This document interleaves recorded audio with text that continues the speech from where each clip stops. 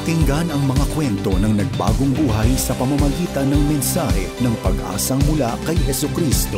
On air, online, at on the ground. Ito ang The FEBC Report.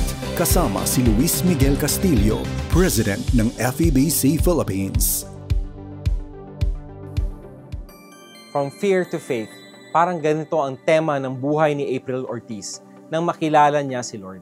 Nakaranas siya ng emotional crisis mula sa isang hindi inaasahang aksidente. After the car accident, it was a traumatic event for me. I didn't sleep too well. I want to get off the cab. And then that taxi driver was listening to your station, sir. And I praise God because that word of that radio station, your radio station said, fear comes from the enemy. That fear is not from God. Up 987 DYFR-FM ang station na napakinggan ni April sa Cebu City. Na-encourage siya ng message na i-focus ang paningin kay Jesus at magtiwala sa Diyos na nagbigay sa kanya ng second chance in life.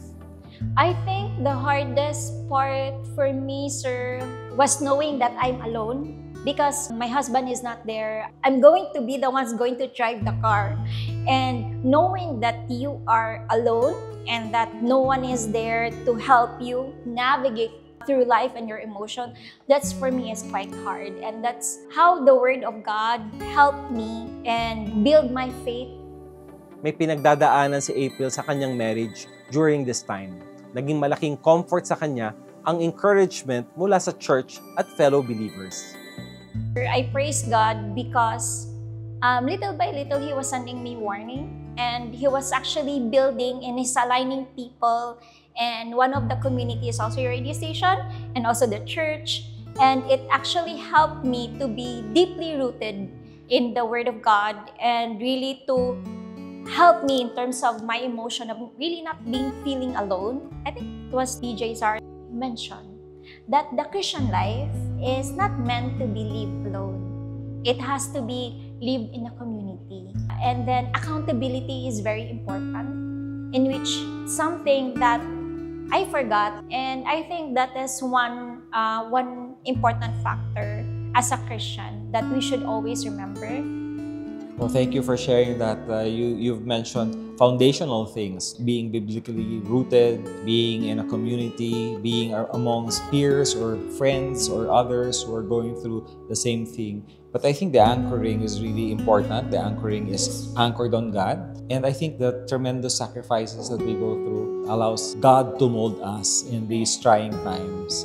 And when people hear the message, they should really be part of a community. And the best community is to be part of the body of Christ. So I think your example is an encouragement. Your station actually helped me to find joy, happiness, and to find God again. I'm doing quite well with the help of God. That's one thing that I can say.